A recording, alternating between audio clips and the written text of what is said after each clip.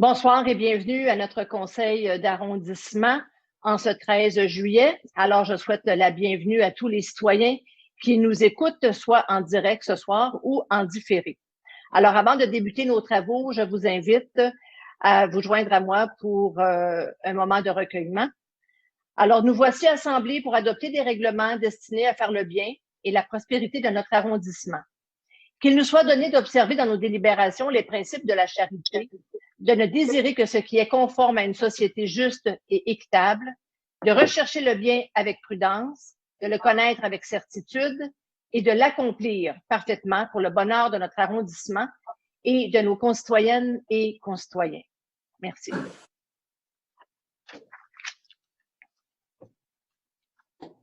Alors, 10.02, adoption de l'ordre du jour. Alors, je propose d'adopter l'ordre du jour de la séance du conseil d'arrondissement avec une modification au 10.06 et des ajouts en 20.04.1 pour un contrat pour des travaux de sécurisation d'école, en 20.09.1 pour un projet de prolongation de bail, en 40.10.1 pour un avis de motion pour un centre de la petite enfance et en 40.10.2 pour un nouveau règlement. Et je suis appuyée de José Trollot.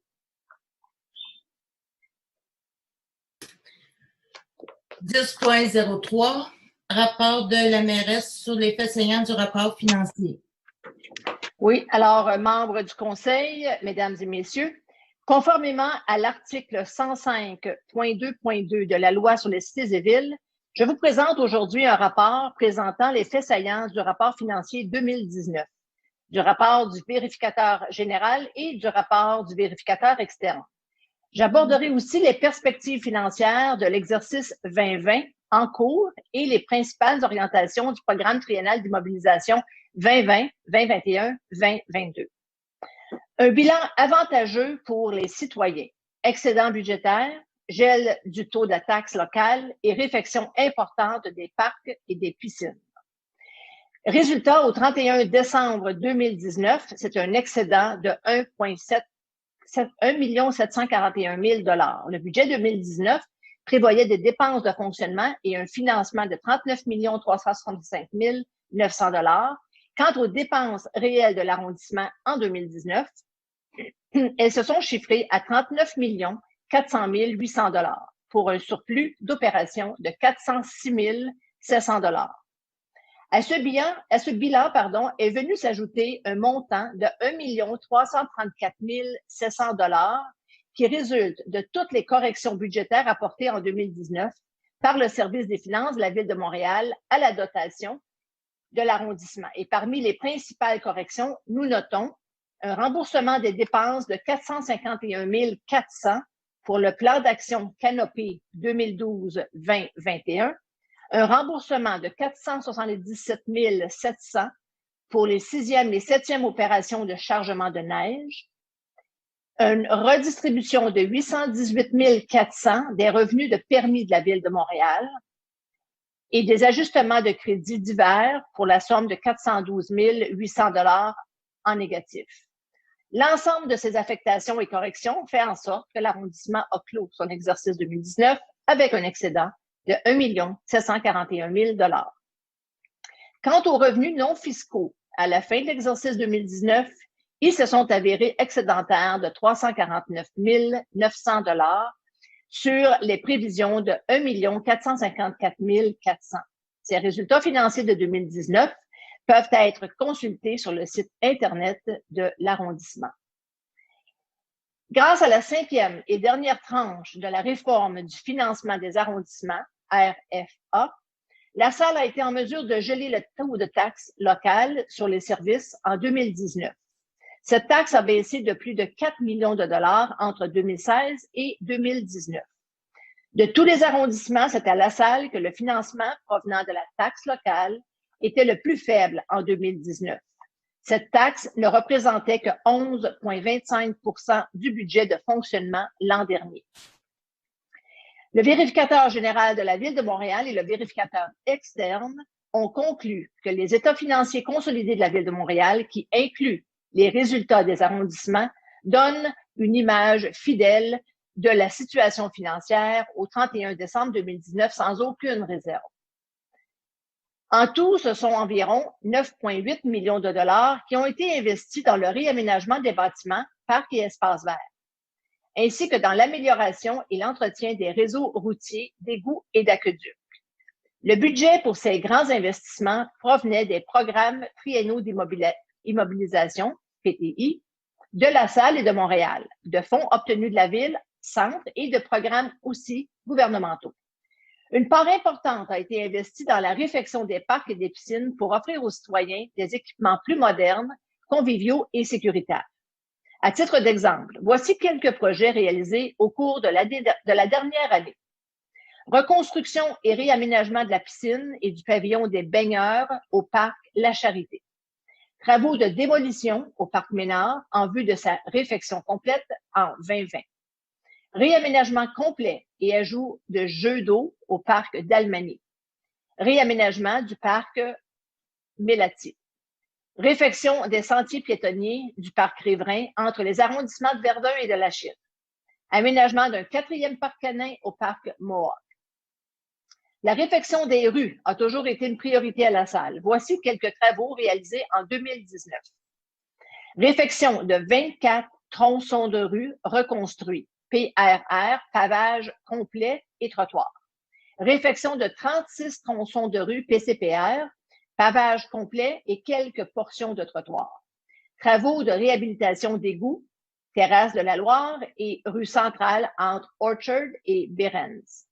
Travaux de réhabilitation d'aqueducs, 44e avenue, rue Daou, Giroux, Jeannette entre Liette et Duprat, Juliette entre Ménard et Lise, Knowlton, Liette entre Saint-Patrick et Jeannette, René et Terrasse Ouellette. Et d'autres grands projets dignes de mention comme la réfection de la mairie, la réfection à la mairie du dôme, du toit et début des travaux de remplacement de l'ascenseur. Réfection des vestiaires du complexe aquatique Michel-Leduc, notre aquadôme. Début des travaux de mise aux normes du centre sportif de l'Art Saint-Laurent. Début des travaux du quartier culturel à l'ancien hôtel de ville situé au 13 rue Strater et l'installation de 5 écrans numériques d'information municipale. Le budget de dépenses de 2020 est de 40 504 200. Les revenus anticipés au budget 2020 sont de 1 479 600. Afin de pallier aux impacts de la pandémie de la COVID-19 sur les finances de la Ville de Montréal, La Salle a contribué à cet effort à la hauteur de 1 255 600 $. Malgré ces importantes coupures et une baisse anticipée des revenus 2020, l'arrondissement maintient sa santé financière et vise à atteindre l'équilibre budgétaire d'ici le 31 décembre prochain. Le budget triennal des mobilisations 2020-2022, qui prévoit des investissements de 17 696 000 $ sur 3 ans, a été adopté en séance extraordinaire le 7 octobre 2019 et entériné par le Conseil municipal de Montréal le 11 décembre 2019. Il donne une indication des divers projets qui pourraient être entrepris au cours des années à venir et constitue une synthèse de la vision d'avenir et de l'évolution que mes collègues du Conseil et moi souhaitons insuffler à notre arrondissement pour la qualité de vie des La-Salloises et des La-Sallois.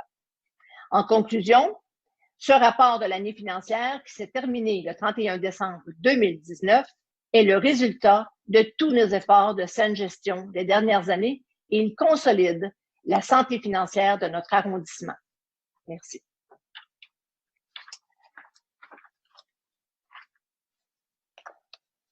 Alors, nous passons maintenant à la période de questions et réponses du public.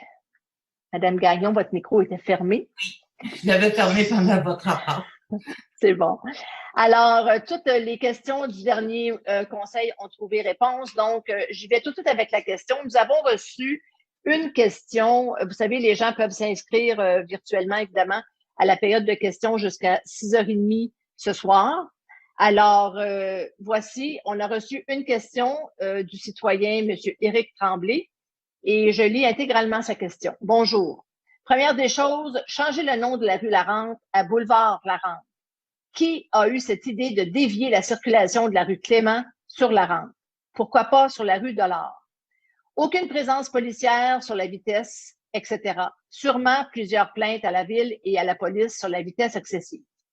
Je demande au nom des citoyens de la rue Larente, premièrement, d'évier la situation sur la rue Dollard et deuxièmement, présence policière sur la rue Larente et encore mieux, opération radar et ça à toute heure du jour et du soir. Merci, M. Éric Tremblay. Alors, avant de passer la parole à notre directrice des travaux publics, Mme Christiane Sirène, je voudrais juste mentionner pour les citoyens qui nous écoutent qu'actuellement, si vous n'avez pas passé dans ce coin de la salle, nous sommes à refaire, à redessiner la rue Clément entre la Fleur et la rue Trudeau. Donc, évidemment, on demande aux citoyens de prendre un autre chemin pour vaquer à leurs occupations ou pour se rendre à des destinations, soit de chez eux ou pour rentrer à la maison. Et évidemment, il y a des travaux qui sont faits sur la rue Clément. Donc, c'est sûr qu'on ne fait pas d'omelette sans casser des œufs. C'est pour cette raison qu'on a été obligé de dévier la circulation. Mais je passe la parole à Mme Sirène qui va pouvoir donner plus de détails à M. Tremblay. Mme Sirène, à vous le micro. Merci, Mme Barbe. En fait, les normes du ministère des Transports nous obligent, lorsque nous avons un détour à faire, à utiliser les rues les plus proches et les plus directes pour reprendre l'endroit où est-ce que vous voulez vous diriger. Donc, dans le cas de la rue Clément, la rue la plus proche est naturellement la rue Larente. Même si je mets un détour sur le boulevard sur la rue Dollard, malheureusement, les gens du secteur, les gens de la salle connaissent très bien la rampe, ils savent que c'est le chemin le plus court, donc de toute façon vont s'y rendre. Et le MTQ nous encourage à prendre les rues les plus proches. Malheureusement, quand il y a des travaux sur une rue, c'est souvent la rue d'à côté qui est utilisée. Et on évite toujours les rues où est-ce qu'il y a des écoles. Donc, la rue Jean-Milot n'était pas une possibilité pour les détours, étant donné la présence d'une école. Pour la présence de vitesse, ben on va travailler avec le SPDM pour voir si on est capable de faire des radars, la présence des policiers. On va travailler avec eux pour voir qu'est-ce qu'on peut faire pendant les travaux de l'avenue Clément. Puis après, on verra si ça revient à la normale comme c'était avant. Merci beaucoup, Mme Sirène, et je remercie le citoyen, M. Éric Tremblay, de nous avoir signalé cette question. Alors, Madame la greffière, Madame Gagnon, nous sommes prêts à débuter nos travaux. Alors, 10.05, félicitations à la Chambre de commerce et à PME Montréal. Oui, alors, appuyé de Mme Manon Barbe, je propose de féliciter la Chambre de commerce et d'industrie du Sud-Ouest de Montréal et PME Montréal Grand Sud-Ouest pour leur apport et qui est exceptionnel et significatif à la santé de l'entrepreneuriat du Grand Sud-Ouest. Ils ont effectué un travail remarquable et en rendant 65 commerçants lassallois à participer à la campagne « J'achète local ». Alors, nous invitons aussi les citoyens qui nous écoutent à participer à cette campagne qui n'est pas terminée. 10.06, voilà. Reconnaissance du travail du personnel soignant et hommage à tous ceux et celles qui luttent contre le coronavirus. Je propose de reconnaître le travail extraordinaire du personnel soignant œuvrant sur l'ensemble du territoire de l'arrondissement dans le contexte de la pandémie de la COVID-19 et rendre hommage à ceux et celles qui luttent contre le coronavirus par le biais d'une œuvre d'art éphémère réalisée par l'artiste Manuel Chantre et qui sera installée près de l'hôpital. Et je suis appuyée de Mme Nancy Blanchet. 10.07, condoléances, décès des personnes ayant eu la COVID-19. Appuyé de M. Serge Declos, je propose d'offrir les plus sincères condoléances aux familles éprouvées par la perte d'un proche dans le contexte de la pandémie de la COVID-19. 10.08, décès de sœur Madeleine Junot. Oui, alors appuyé de Mme Manon Barbe, je propose d'offrir nos condoléances du Conseil aux sœurs de la congrégation de Notre-Dame, ainsi qu'aux proches, familles et amis de sœur Madeleine Junot, qui est décédée récemment. Madame Junot cette sœur Junot était très impliquée dans le Sud-Ouest, entre autres pour diriger la maison Saint-Gabriel et c'était une figure très connue dans l'ensemble du Grand Sud-Ouest et dans la ville de Montréal. 10.09, décès de M. Aubert Palacio. Appuyé de M. Richard Deschamps, je propose d'offrir les condoléances du Conseil à la famille de M. Aubert Palacio. À la suite de son décès survenu le 5 juillet dernier, M. Palacio était de la colonie artistique et il était aussi le frère de Marcel Palacio qui a travaillé pendant de nombreuses, en fait plusieurs décennies, je dirais, à l'arrondissement de La Salle en culture. 10.10, approbation du procès-verbal. Appuyé de Mme Lise Zarac, je propose d'approuver le procès-verbal de la séance ordinaire du Conseil d'arrondissement tenue le 8 juin 2020. 10.11, dépôt du compte-rendu du CCU. Appuyé de Mme Josée Troilot, je propose d'accepter le dépôt du compte-rendu du Comité consultatif d'urbanisme du 10 juin 2020. 10.12, dépôt d'une pétition. Alors, appuyé de Mme Nancy Blanchet, je propose d'accepter le dépôt d'une pétition relativement au stationnement de la rue Broadway et la transmettre au comité de circulation pour études et rapports. 15.01, demander à Montréal de nommer le parc Thaïs-Lacoste.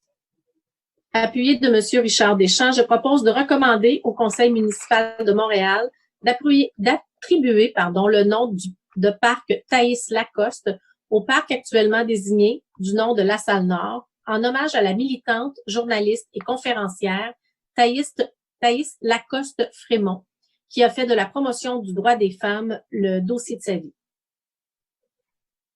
20.01, contrat aux entreprises Ventec. Alors, appuyé de Mme Nancy Blanchet, je propose d'accorder un contrat aux entreprises Ventec pour l'exécution des travaux de réfection du parc Père Marquette pour une dépense totale de 545 568,48 $, taxes, contingences et incidences incluses. 20.02, contrat à les entreprises J. Piccioni. J'ai accordé un contrat à les entreprises J. Piccioni pour la réflexion des terrains de tennis, de l'éclairage, des sentiers et travaux connexes au parc Cavalier de la Salle pour une dépense totale de 1 844 953 $ 78, taxes, contingences et incidences incluses. Et je suis appuyée de Serge Leclos. 20.03, contrat à Michel Guimont, entrepreneur électricien. Appuyé de Mme Lise Zarac, je propose d'accorder un contrat à Michel Guimont, entrepreneur électricien limité, pour effectuer des travaux de réparation et d'enfouissement de câbles électriques reliant des lampadaires de rue pour une dépense totale de 415 562 $ 8, taxes, contingences et incidences incluses. 20.04, dépenses pour la location de tracteurs-chargeurs et de niveleuses. Je propose d'autoriser une dépense totale de 1 631 463 $ 64, taxes incluses pour la location horaire de 8 tracteurs chargeurs et de 18 niveleuses avec opérateurs servant aux opérations de déneigement pour la saison hivernale 2020-2021 avec option de renouvellement pour la saison 2021-2022. Et je suis appuyée de M. Richard Deschamps. 20.05. Oh, c'est un autre 20.04. 20.05, soutien financier à la Maison des Jeunes. Est-ce qu'on ne fait pas le 20.04.1 avant? Ah, OK, parce que je ne l'ai pas inscrit. C'est correct. Oui, 20.04.1. Je propose d'accorder un contrat à 404 20 77 Canada Inc. de Souza pour des travaux de sécurisation d'écoles, modification de trottoirs, installation de ralentisseurs, marquage et installation de signalisation clignotante pour une dépense totale de 369 000 $333,62, taxes, contingences et incidences incluses, et offrir au conseil municipal, dans le cadre du programme de sécurisation aux abords des écoles, de prendre en charge la conception, la coordination et la réalisation des travaux visant l'implantation d'aménagements permanents en 2020 sur le réseau artériel administratif de la Ville en vertu de l'article 85 de la Charte de la Ville de Montréal et je suis appuyée de M. Serge Declos. Alors, 20.05, soutien financier à la Maison des Jeunes. Si vous le permettez, Madame Barbe, je m'abstiendrai de voter et de délibérer sur ce sujet. Et je vais en continuer. Merci. Alors, Bon, merci. La Maison des Jeunes? Oui. Alors, je propose d'appuyer Mme Lise Zarac d'accorder un soutien financier de 82 500 $ à la Maison des Jeunes de la Salle afin de réaliser les projets Savoir se voir en gang et Point de mire pour la période du 1er juin au 30 décembre dans le cadre du programme de prévention de la violence commise et subie chez les jeunes 2020 et approuver les projets de convention. Excusez. 20.06, convention d'utilisation des équipements scolaires et municipaux avec la commission scolaire Marguerite Bourgeois. Je propose d'approuver la signature de la convention d'utilisation afférente à l'entente régissant le partage des installations et des équipements scolaires et municipaux avec la commission scolaire Marguerite Bourgeois et je suis appuyée de M. Serge Declos. 20.07, convention avec la commission scolaire afin de permettre l'animation des camps de jour. Je propose d'approuver la convention afférente à l'utilisation des installations de la commission scolaire Marguerite Bourgeois afin de permettre l'animation des camps de jour pour la saison estivale 2020 dans le cadre de l'entente régissant le partage des installations et des équipements scolaires et municipaux et autoriser le directeur d'arrondissement à la signer. Et je suis appuyée de Mme Nancy Blanchet.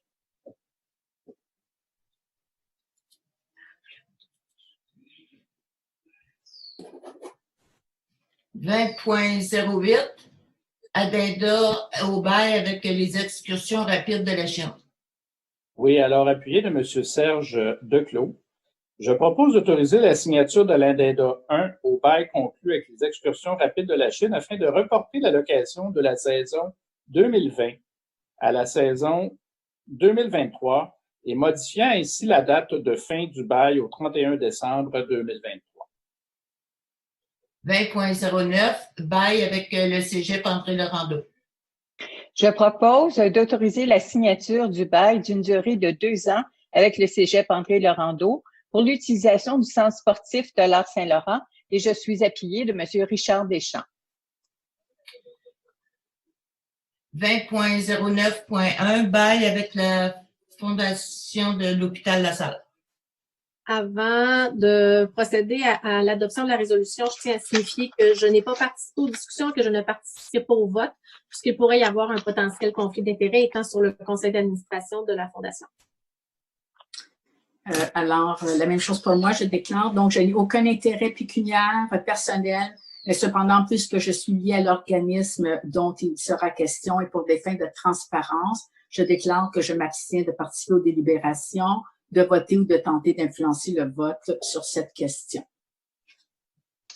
Alors, appuyé de Mme Lise Zarac, je propose d'approuver un projet de prolongation de bail par lequel la Ville loue 2 parties du lot numéro 4, de la subdivision du lot 10-24-4 et 2 parties du lot 10-24 à la Fondation de l'Hôpital La Salle pour une période additionnelle de 35 ans à compter du 2 octobre 2027.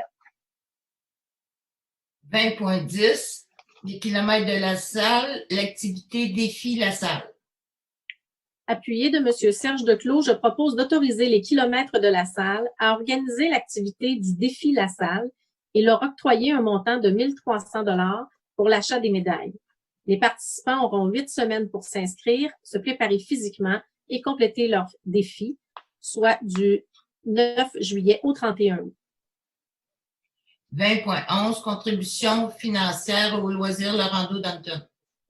Je propose d'accorder une contribution financière maximale de 15 000 $ à l'organisme Loisirs Laurando Danton pour la réalisation du programme d'accompagnement en loisirs de l'île de Montréal 2020 du ministère de l'Éducation et de l'Enseignement supérieur et de la Ville de Montréal et je suis appuyée de Mme Manon Barbe. 20.12, convention à intervenir avec 4 organismes. Appuyé de Mme Josée Troilot, je propose d'autoriser la signature des conventions à intervenir avec 4 organismes pour la tenue des camps de jour pour la période estivale 2020. 20.13, soutien financier aux 4 organismes. Alors, je propose d'accorder un soutien financier maximal totalisant la somme de 83 930 $ aux quatre organismes suivants: l'Association de soccer mineur de La Salle, le Club Jeunère La Salle, Héritage Laurentien et Loisirs Laurando d'Anton dans le cadre des camps de jour. Et je suis appuyée de M. Serge Declos. 20.14, contribution financière au Congrès national des Italo-Canadiens. Je propose d'accorder une contribution financière de 300 $ au Congrès national des Italo-Canadiens pour la réalisation du programme Souvenir du Festival de la Semaine italienne de Montréal qui se déroulera du 7 au 23 août 2020 et je suis appuyée de Mme Josée Troilot. 30.01, installation, un camion de cuisine de rue chez Canadian Tire. Oui, alors appuyé de Mme Nancy Blanchet, je propose d'autoriser Canadian Tire à installer dans son stationnement un camion de cuisine de rue les 17 et 18 juillet prochains. 30.02, exposition en art visuel. Alors, appuyé de Mme Lise Zarac, je propose d'approuver la tenue d'une exposition en art visuel à l'extérieur dans l'espace public durant les mois d'août et septembre et d'accorder les dérogations réglementaires nécessaires. 30.03, demande d'aide financière au ministère des Affaires municipales pour le projet d'aménagement d'aire de jeu pour aînés. Appuyé de Mme Lise Zarac, je propose d'autoriser le dépôt d'une demande d'aide financière au ministère des Affaires municipales et de l'Habitation dans le cadre du programme d'infrastructure Municipalité Amis des aînés, PRIMADA, pour le projet d'aménagement d'aires de jeu et de loisirs pour aînés tels que aire de pétanque, une aire de jardinage collectif, une aire d'exercice et une aire dégagée pour la pratique du tai chi ou danse en ligne dans la promenade Lionel Boyer. Confirmer la participation de l'arrondissement au financement du projet et autoriser la directrice des travaux publics à signer tout engagement relatif. 30.04, reddition de compte. Je propose d'entériner la liste des bons de commande autorisés à la liste des virements budgétaires pour la période du 26 mai au 30 juin 2020, ainsi que la liste des factures non associées à un bon de commande pour mai et juin 2020. Et je suis appuyée de M. Richard Deschamps. 40.01, avis de motion pour un règlement de délégation de pouvoir. Oui, je donne avis de motion de l'adoption à une séance subséquente du Conseil d'un règlement intérieur du Conseil d'arrondissement sur la délégation de pouvoir aux fonctionnaires et employés et abrogeant le règlement numéro LAS-0040. 40.02, présentation du règlement.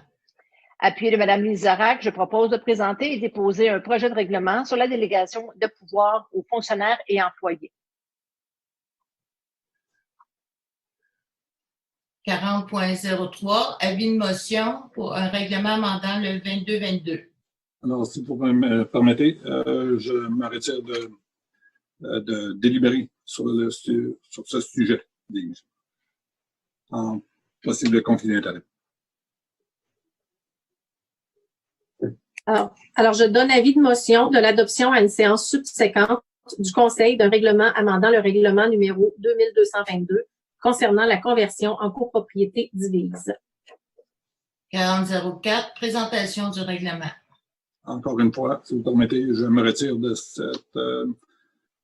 ce règlement ayant un conflit d'intérêt possible. Alors, appuyé de M. Richard Deschamps, je propose de la présentation et le dépôt d'un projet de règlement de conversion en propriété divise. Cet amendement réglementaire vise à permettre l'ajout de bâtiments de 10 logements et moins de la zone H12-46 située entre les rues Baxter, Ducas et Bourdeau aux propriétés qui peuvent être converties en copropriété divise. Une fois le règlement ainsi amendé, la propriété sise au 1191 rue du Croissant du Collège sera admissible à soumettre une demande de conversion en copropriété divise. 40.05, avis de motion, amendement au règlement 2191. Alors, je donne avis de motion de l'adoption à une séance subséquente, du Conseil d'un règlement amendant le règlement concernant la paix, l'ordre, le bon gouvernement, le bien-être en général et les nuisances numéro 2191 afin de retirer et de modifier certaines dispositions. Et je suis appuyée. Ben non, je crois que je m'excuse. 40.06, présentation du règlement.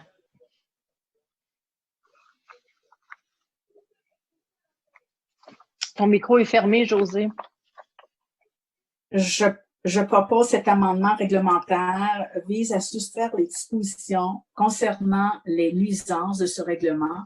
Le règlement sera désormais intitulé Règlement concernant la paix et l'ordre public.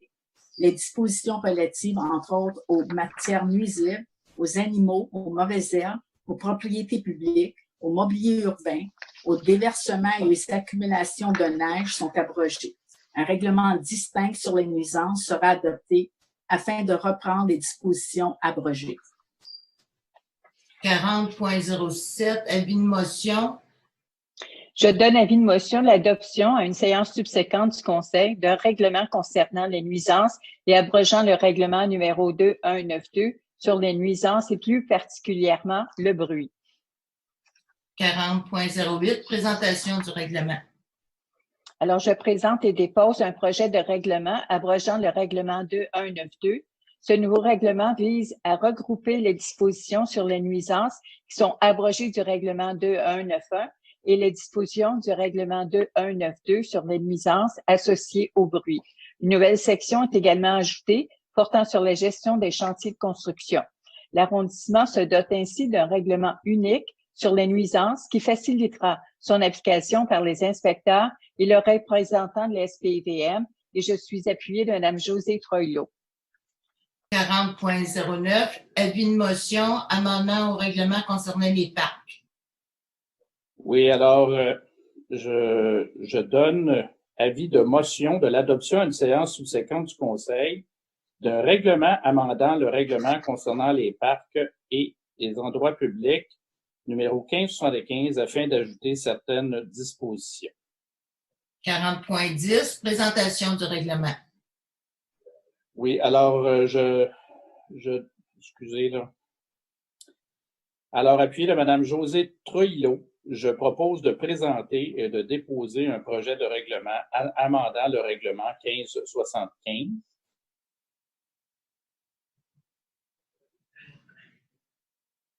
Voilà. 40.11, adoption du règlement LAS 0135. Juste un instant, si vous me le permettez. Il y a 40.10.1 avant aussi. Ah oui, c'est vrai. Alors, est-ce que je vais à 40.10.1? Oui, ça va. Merci. 40.10.1, avis de motion. Oui, alors, je propose de donner un avis de motion de l'adoption à une séance de conseil d'un règlement visant à permettre l'usage d'un centre de la petite enfance sur un lot situé sur la rue Lapierre. 40.10.2, présentation du règlement. Oui, alors je présente je propose en fait de présenter et déposer le projet de règlement abrogeant le règlement LAS-0128. Alors, ce nouveau règlement vise à permettre l'utilisation de l'usage centre de la petite enfance sur le lot 2 926 456 situé sur la rue Lapierre. Des lots enclavés sont désormais permis sur ce lot. Un espace de remisage des matières résiduelles peut être partagé par 2 bâtiments situés sur 2 lots distincts. Aucune case de stationnement ni de débarcadère n'est requis. Et je suis appuyé, par Josée Troilot.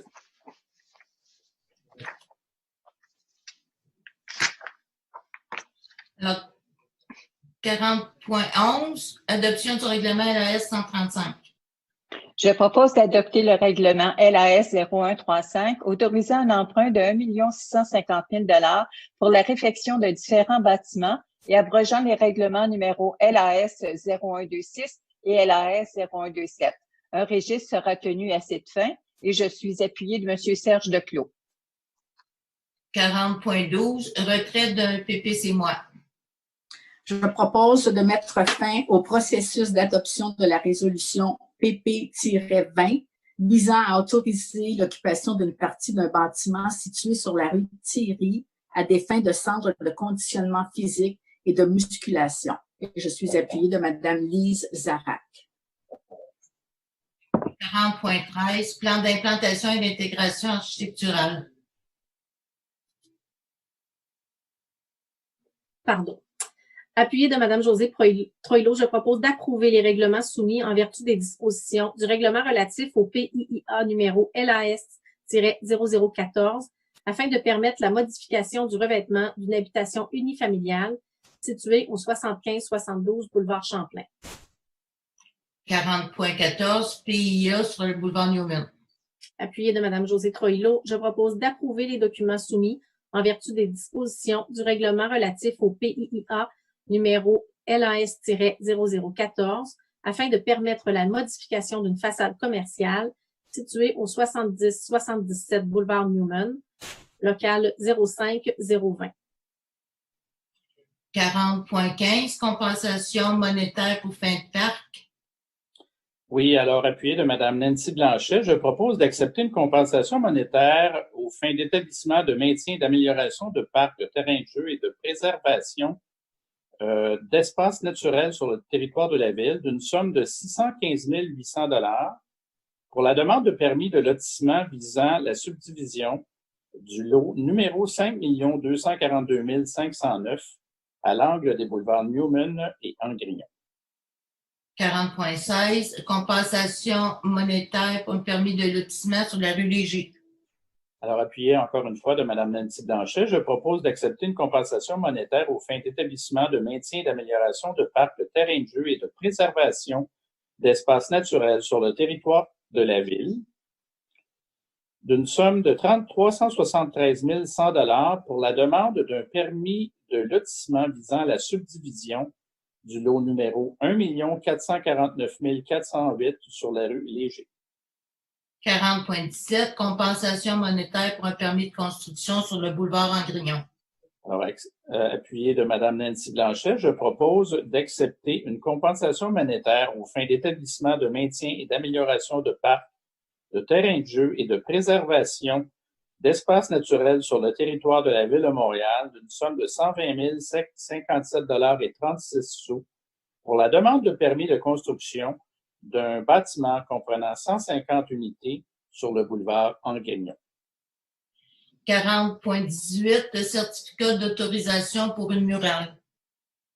Appuyé de M. Richard Deschamps, je propose d'approuver, en vue de l'émission d'un certificat d'autorisation, les documents soumis en vertu des dispositions du règlement LAS-0134 afin de permettre la réalisation d'une murale sur le mur extérieur donnant sur la 4e avenue de la propriété située au 7635 rue Centrale, conformément à la maquette de l'artiste Brian B. Young de MU dans le cadre du programme d'art mural. 40.19, les certificats d'occupation. Je propose d'entériner la délivrance des certificats d'occupation du domaine public par la Direction de l'aménagement urbain et des services aux entreprises pour le mois de mai 2020 et je suis appuyée de M. Serge Declos. 40.20, nettoyage de terrain. Je propose de mandater la Direction de l'aménagement urbain et des services aux entreprises afin de couper les herbes hautes et ou effectuer le nettoyage de certaines propriétés situées sur le territoire de l'arrondissement et de disposer des matières nuisibles. Je suis appuyée de Mme Lise Zarac. 50.01, décision déléguée des ressources humaines. Appuyé de M. Richard Deschamps, je propose d'entériner les décisions déléguées soumises par la Division des ressources humaines de la Direction d'arrondissement.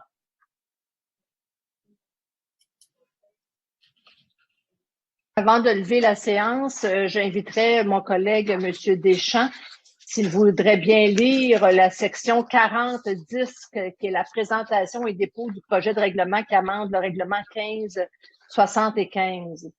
Richard, ton micro est fermé. Est-ce que tu veux que je le lise? Parce que je l'ai sous les yeux. Oui, voilà. Alors, donc, il s'agissait d'un amendement réglementaire qui vise à transférer la responsabilité d'application du règlement des directions des travaux publics et de la récréation aux fonctionnaires ou à toute autre personne désignée. Des dispositions relatives à la possession ou à la consommation de boissons alcoolisées dans les parcs sont également ajoutées. Alors, c'était en complément d'information. Alors, donc, l'ordre du jour étant épuisé, je propose de lever la séance, appuyée de Mme Lise Zarak, et je voudrais en profiter pour dire un gros merci à notre directeur d'arrondissement, M. Benoît Gauthier, qui commence ses vacances, et à toute son équipe qui nous ont accompagnés ce soir. Et merci aussi à M. Bruno Lefebvre pour le soutien technique. Et au nom de tous les collègues du Conseil, je vous souhaite tous un très bel été, qui est très bien commencé d'ailleurs. Et prenez le temps de bien vous protéger, gardez vos distances de 2 mètres, portez le masque en tout temps dans des endroits publics, fermés surtout. Alors, prenez soin de vous et continuez de nous aider à sauver des vies. Bon été tout le monde! Bon été!